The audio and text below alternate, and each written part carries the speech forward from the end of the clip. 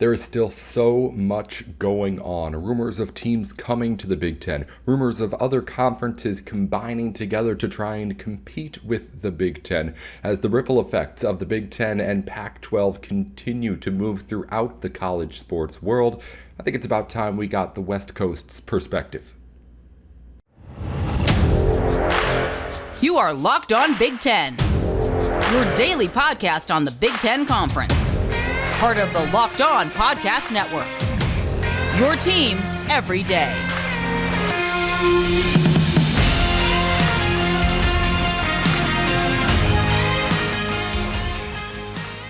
Locked On Big Ten, Spencer McLaughlin from Locked On Pac-12 joining us here for an episode to discuss everything that's happened over the last week now, I guess, Spencer, because it's been huge, the shifts and everything. We don't need to repeat everything from the big stuff, but I guess we'll start off just at the very beginning, or now the very latest, I should say. What has been going on lately? What are you feeling about what's next for the Pac-12? Because from a Big Ten standpoint, at least we have some stability here. We know at least what we're going to look like at a minimum.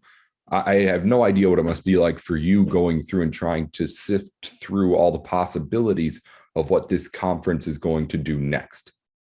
Yeah, there's only about 12 or 13 different options that look like could realistically take place. And I'm probably underselling that to be frank with you, Nate. But I think that what's happening right now is there have been a lot of reports and rumors and confirmed talks of the Pac-12 having 6 schools look at joining the Big 12, because initially what you had, understandably so, is USC and UCLA say, okay, we're going to the Big 10. The logical question was then, is anybody in the Pac-12 going to follow?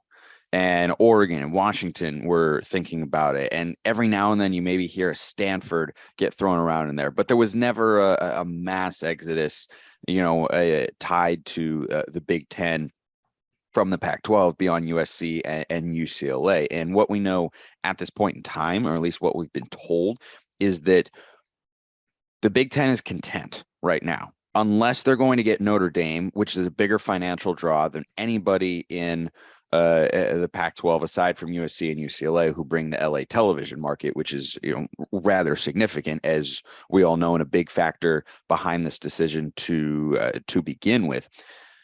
I think that they're, based on what we know, they're content to sit and say, we're good with these 2 schools in addition to the ones that we've got. It's clearly the number 2 conference in America, and it's starting to rival the SEC. I think once you get these schools in there, certainly from a media market perspective, it is, but also from a program caliber. If you can get USC back to what Pac-12 fans were hoping the Trojans would become in the Conference of Champions, once again, of course, that's not going to be the case. But unless they can get Notre Dame, which is probably the biggest financial draw, it doesn't look like they're going to add any more. So then it begs a question, right? Where are the remaining Pac-12 schools going to go? There was a report that there were ongoing conversations between 6 Pac-12 schools and the Big 12. And that was Oregon, Washington, the Arizona schools, Utah, and Colorado, a former member of the Big 12. And so that would leave Stanford, Cal, Oregon State, Washington State hung out to dry. And that's been a recurring theme. Those schools, those 4 programs, I say programs because we're talking about football primarily, because that's what's driving the bus, but those 4 schools have really been left out of all significant talks here. So first it was, what's going to happen with the Big Ten. Then it was, okay, maybe the Big Ten's not an option right now, though some reports came out that Phil Knight wanted Oregon to be a part of the Big Ten, or would prefer the Big Ten or SEC to the Big 12, which makes sense. There's more money involved there, and they're bigger and better conferences. Even with the Big 12 expansion that's looming, you have to remember they're losing Oklahoma and Texas. So then the Big 12 conversation came in, but then it came out a day later, or a day or 2 later. It's all just blurring together. It's already been a week since this news officially dropped. It feels like it's been a month. It really, really does. It's all moving so fast, and there's so many things that are changing. Now it's looking like the ACC is potentially going to come in and try and get some Pac-12 schools. So what happens next? We don't really know. There's not an indication, as we're recording this on Thursday morning, July 7th. There's not an indication that it's more likely to go one way or the other. If I had to guess, I would say Big 12, because it makes a little bit more sense. But everything just evolves so quickly and so randomly at times that I think it's hard to, sit here and make any predictions about, yeah, this is what's going to happen. Like I could do that and not really feel very good about it, frankly. Today's episode is brought to you partly by BetOnline. BetOnline is the place to go for any of your sports gambling needs. It's the heat of summer, which means it's the heat of baseball season. And if you're a bettor, baseball, the games themselves, not always the best to put your money on, but we got strikeout props. We got no runs in the first innings bets to make. We got walk props, any sort of props in games that you want to make. It's one of the more fun sports to bet when you actually get into the intricacies of things more than just betting the game itself. So if you want to know a little bit more about all that kind of stuff, want to get more into baseball betting during the season when all the other sports are taking time off, you can head on over to betonline.net. They'll teach you everything you need to know, get you all the information you need to make sure you're making the smartest picks, and then of course help you make those picks as well. You can head on over to BetOnline for all of it, where the game starts. Well, my thought's always been that if Notre Dame is or isn't going to come, that domino has to fall before anything else happens. Big Ten is going to be at that doorstep until Notre Dame says yes or no, and then maybe another school or two is able to come in. But I don't think anything gets done before Notre Dame does anything. And I think the Big Ten also has this whole media rights thing to worry about too. That makes things complicated. So that has me at least leaning. But again, it's been changing back and forth and everything. There's a couple reasons there, though, for me to think that it could be done at least for now. I do want to talk on the national stage a little bit more about what that conference's goal is that the Pac-12 become, like those 6 schools that they go to the Big 12, or if there's a joining with the ACC. That's still not the Big Ten or the SEC, right? So what becomes the goal of whatever that combination of Pac-12 schools and whoever else it's going to be is, if that is what ends up happening? Well, the goal is to at least be comparable. And I don't think you would be at the Big Ten or SEC's level if you're talking about the depth of high caliber programs that can win at an elite level, be, in big New Year's Six games, or be in the college football playoff, or, just be consistently winning programs. You're not going to get to that level, but it's sort of the quantity over quality approach. I've been talking about this over on Locked On Pac-12. And I think it's the only option the Big 12 would have, right? To become kind of one of the power 3 is, the option that they're presented with is, look, if we add a bunch of schools, then eventually, or at some point or in some way, you're going to have some schools that will have good seasons, right? It's not like USC with Lincoln Riley, where you're looking at, 9 wins once he really gets it going there. 9 wins is kind of the floor, right? 8-9 wins is the floor, whereas other schools you add, like in the Big 12, for instance, they're adding UCF, they're adding Cincinnati, they're adding Houston, they're adding BYU.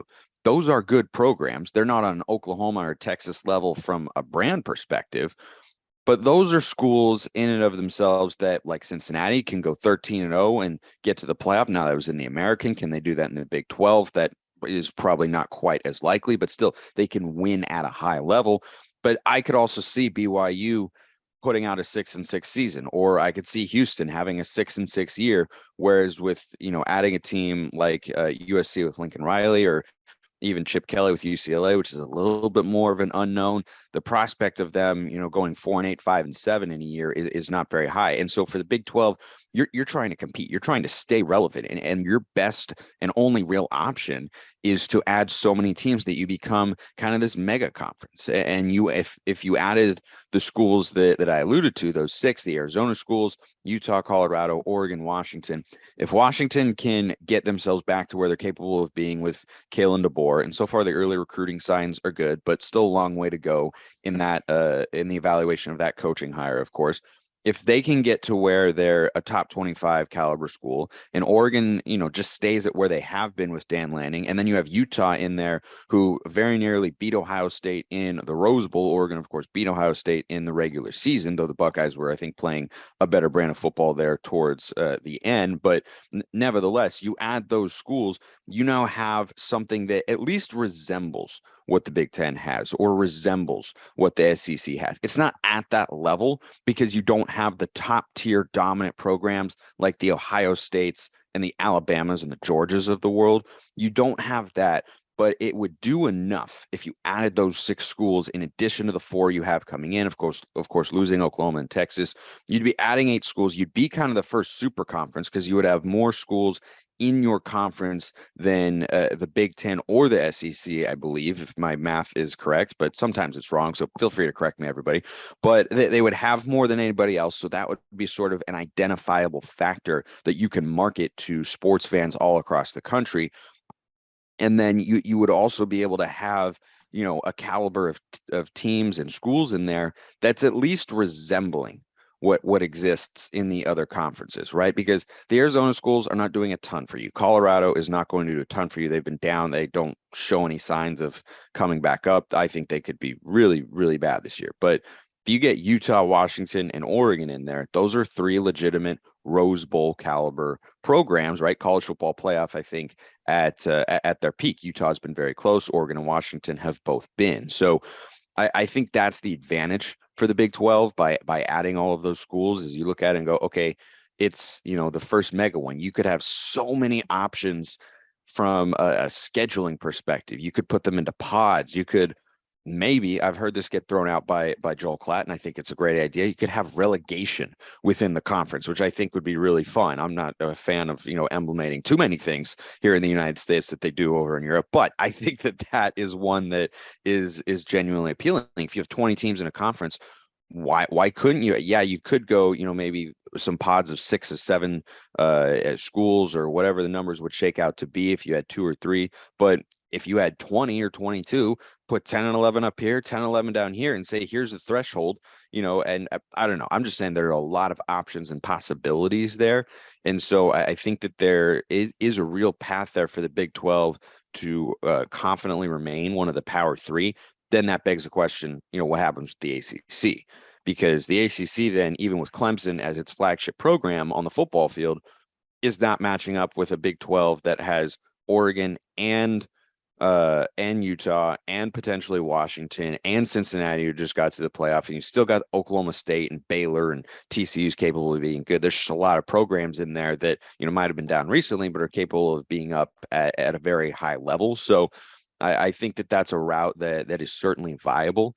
It's certainly captivating as well. And, with all this conference realignment, that's what you need. You need interesting. You need people to look at your conference and respect you. And I think if you add all of those schools, it would, feel a little bit different, like you're just kind of throwing something at the wall and hoping to see what sticks.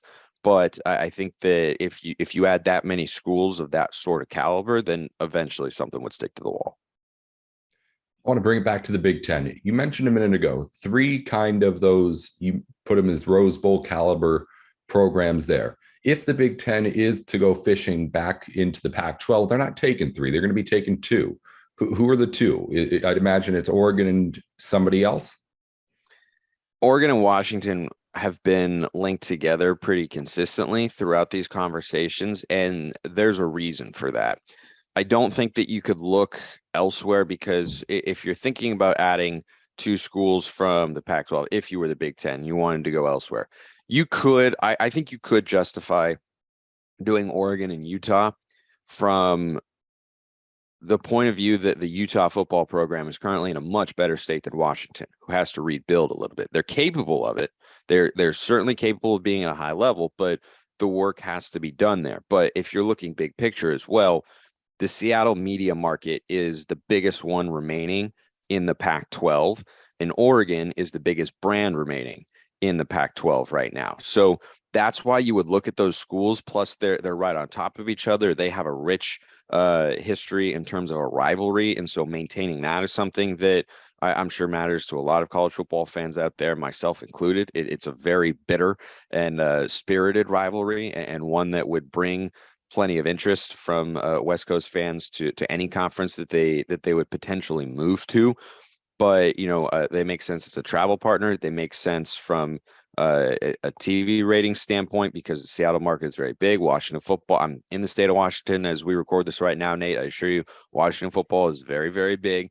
Even though they're down, they are not going to, lose faith and lose hope and just abandon it and stop showing up or stop watching. That's not the way that that Husky fans tend to operate. And then Oregon is, the biggest brand left, right? I think USC was always kind of still the number one brand, even though it was very dormant and very down.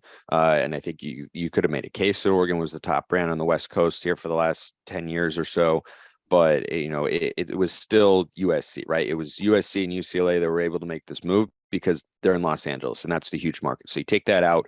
The reason Oregon and Washington would make the most sense, you've got the biggest brand in Oregon, the biggest TV market remaining in the Seattle area. Maybe you could argue the Bay Area, but nobody's looking at Stanford and Cal right now. That's just not something that's going to happen. And look, there's a case to be made for Utah. Salt Lake City is not bad, but it's not Seattle from a market power perspective. I don't think the conference would see it that way.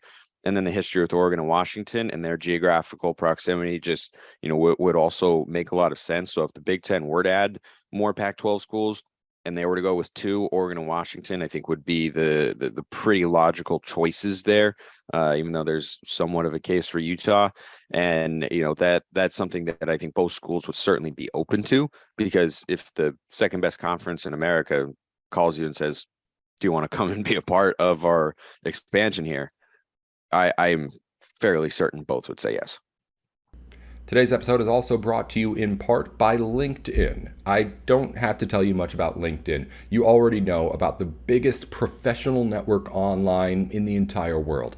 But while just about everyone's on LinkedIn, not everyone is using LinkedIn Jobs, which doesn't really make sense. If you want to get to the most people, have the best opportunities to find the job for you, or if you're an employer looking for the best candidates, you want to be selecting from the biggest pool of people, and LinkedIn has it. We're talking about more than 810 million people on the site. It's second to none as far as getting your job out there to the people who are qualified to take it and want to see it. LinkedIn Jobs helps you find the candidates you want to talk to faster. Did you know that every week, nearly 40 million job postings go up on LinkedIn Jobs? Post your job for free at linkedin.com/LockedOnCollege. That's linkedin.com/LockedOnCollege to post your job for free. Terms and conditions apply. Can you get a little more into it with me on why no one's looking at Stanford or Cal? Just because, from a Big Ten perspective, I think they're both AAU accredited schools as far as that side of the academics things go, that the Big Ten still is, at least for right now, hanging on to. They're obviously not the programs with the money, like you said, that matters most right now. But as far as like Big Ten schools, like schools that feel like Big Ten schools, Stanford and Cal kind of fit the bill with what they do in like the non-revenue sports as well. And just kind of, again, just like being a Big Ten guy, they feel like Big Ten schools more out there than even what the Big Ten's brought in already. Well, academically, they certainly fit the bill. There's no questioning that. UCLA and USC are both pretty high-level academic institutions. UCLA a little more so, but USC brings more on the football field. But there are no two schools better academically in the conference champions than Stanford and Cal. It is Stanford, and other people might disagree with me out there, but Stanford's number one. I don't think that's a hot take. I think you would have Cal second, and then UCLA third. The question you have to ask yourself when framing a discussion like that is, how much is that playing into anything here? Is it just, as long as you're an AAU school, and that's an academic rating, I believe, or a standard or a group of schools, something of that sort. I just know it's a list, and the Big Ten hasn't accepted anyone still yet that isn't on it.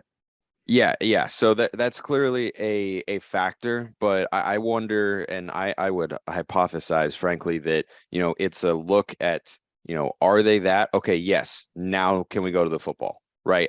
It seems to me the football is driving the bus here, because there's not an outrageous amount of conversation, I think rightfully so, about, how this is impacting basketball or non-revenue sports. And yeah, Stanford and Cal are often good at some of those secondary non-revenue sports, but as we're describing them, they're non-revenue. So I think football is going to be the primary factor here. And, Stanford at its peak, also a Rose Bowl caliber program.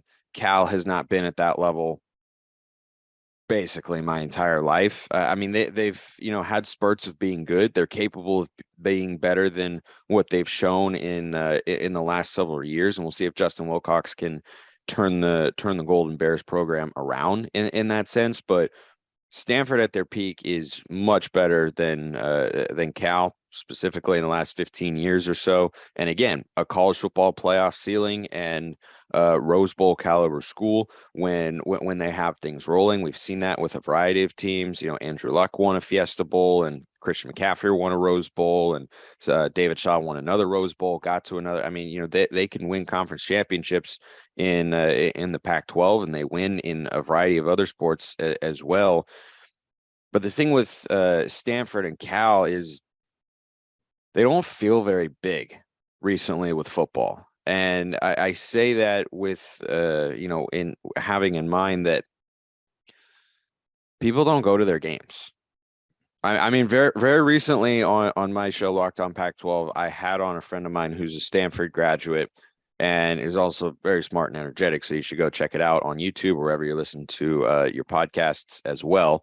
Shameless plug for the show, but he's really fantastic. And he, was talking about, I mean, he went to Stanford and he was pointing out like, yeah, people don't go to games. And I mean, I went to school in the Bay Area actually, and I used to go to games at Stanford. I'd go to Oregon games up there, and it was not a packed house. It never. I mean, even when they're good, at their peak, they're not bringing in the sort of energy, hype, and it feels like dedication to their football program that you would want if you're the Big Ten and you have the choice. I mean, that's why I think they haven't looked at Stanford and Cal, is because if you're the Big Ten, you don't have to. I mean, you got USC and UCLA. You've already got Ohio State and Michigan State's on the rise, and Penn State is seemingly poised for a revival. I mean, there are a lot of Wisconsin is literally never bad. They're never bad. As someone from the West Coast, I respect the hell out of Wisconsin because that is always a good football program. There are no 2-10 seasons in Wisconsin, no matter who the coach is. Like, it's just not a thing that exists, at least that I've seen. But anyway, I digress there a little. Stanford and Cal are just not schools that feel like they belong from a football point of view. Stanford can, but they don't right now. They've had 2 losing seasons in the last 3 tries, and the attendance numbers have not been great. And it's not as big of a deal in that area as it is to a lot of schools in the Big Ten. So I think that's why you haven't seen Stanford and Cal, get the sort of attention that Oregon and Washington are getting for schools that have not yet joined a new conference and decided to leave the Pac-12, or even a Utah, because, you want to add schools that you feel are going to bring something to your conference. And, I don't think the media market in the Bay Area, sure, it's sizable, but the fan base support is not as ingrained as it is in, say, Los Angeles, right? In LA, you have 2 schools with USC and UCLA that are working to rebuild, but the fans have cared the whole time. UCLA is not as big, but USC fans, they've cared the whole time. And there's just so many people there. And the Bay Area has a bunch of people, but it's just not as big of a priority. And I think that's why, if the Big Ten were going to expand, I don't think they would go after Stanford and Cal, even though academically, yeah, they fit in with Northwestern and Michigan and those sorts of schools that are academic powers, and presidents, I'm sure are considering that. But from a football point of view, I don't think right now either school is bringing a lot to your conference other than a chance to play a road game in 72-degree weather all year round. I think it's partially with what you said, because the Big Ten doesn't have to. But also, I think it's because the Big Ten has taken the risk before, and it hasn't really worked out. When you look back at adding Rutgers and Maryland into this conference, a lot of the idea was that Big Ten would be able to, just because it's the Big Ten, lift those programs up and get recruiting up. And we've seen that they've been recruiting better than they were outside of the Big Ten, but you said it, they haven't done anything. And it's, I think now, especially when you look at it on the football field, it's been a pretty consistent downslope and failure of an adding of two teams so far. Those teams can become good. They can build programs, but as it stands right now, they're never going to be what a USC and a UCLA are, or what a Notre Dame, if the Big Ten can add it, is, or what an Oregon, if the Big Ten wants to add it, would be to this conference. So the risk has been made before, and it just has not worked out, at least quite yet, the way the Big Ten wanted it to. So now it's marquee names or bust. I agree, at least for right now. It's a good point, I think, to touch on the fact that there's no reason for the Big Ten to take any risk here.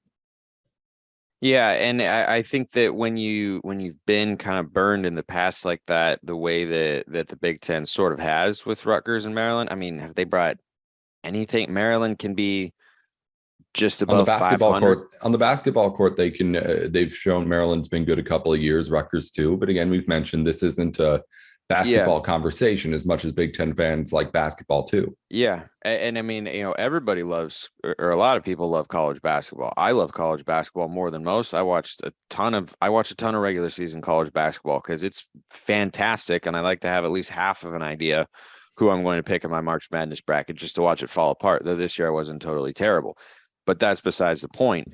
Football is still driving the bus. I mean, even for a school that, might have basketball as its best program, it still doesn't make as much money as football because you don't get as many people at games. You don't have as big of donations. And the TV money is the big thing, right? The TV money is where football really separates itself from a revenue perspective, because even if you are not a great football program, you can still get onto some big time games that bring in several $1 million over the course of a season, and for schools like Rutgers and Maryland, yeah, they might not win a whole lot of games, so their attendance isn't going to be great, and they might lose, hundreds of thousands or maybe millions of dollars there by not being super competitive. But you play a couple games on Fox against, Ohio State or Michigan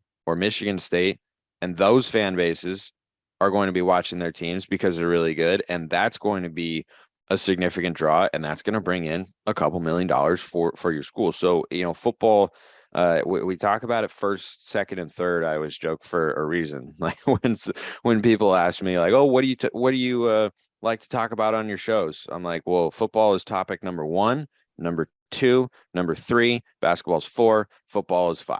Like that's just the way that we prioritize things in American society because it's ours. I mean, nobody else, like, yeah, there's Canadian football, but guess what? It's not as big as American football. Canadian football feels close to the USFL, which just started. And, I didn't really watch a ton of it, but from what I can see, had a pretty successful first year. Like, we love football the most. And so that's what's driving the bus here. Sometimes that comes at the expense of other sports, the traveling a handful of times a year, small 3 or 4 to go, when we talk about the travel distances that the LA schools will have to endure, right? Like say USC goes to Ohio State, like, yeah, that's a long trip. And then they'll have to make another one out to maybe like Michigan and maybe another one to Indiana or something like that.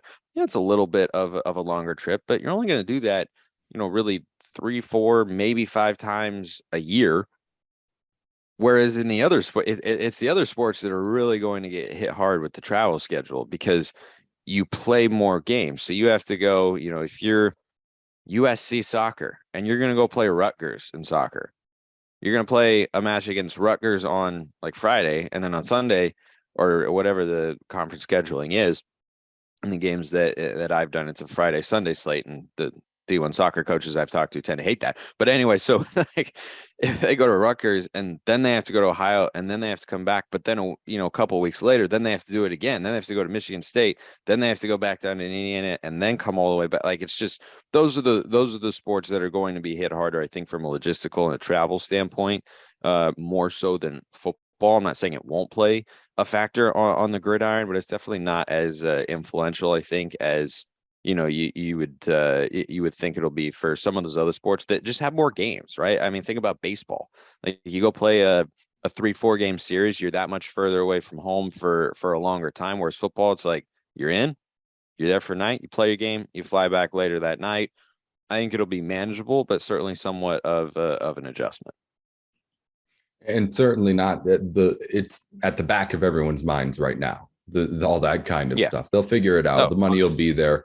It'll be done. And again, there will be probably, I mean, I'd have to imagine, I'm thinking like baseball and softball schedules and things like that every single weekend, having to go somewhere else and stuff like that. I mean, on basketball teams, if they're doing road stretches for a couple of weeks, might not be able to be on campus for more than a day or so, but it's what it is now. And kind of, it's what college sports has become. You're going to start seeing people getting kind of paid like professional athletes. So they're also going to have to expand like it to an extent, which is a conversation for another day, as is whatever we'll have to talk about next time, Spencer, because I feel like we're still just touching on the top of everything that's going on in here.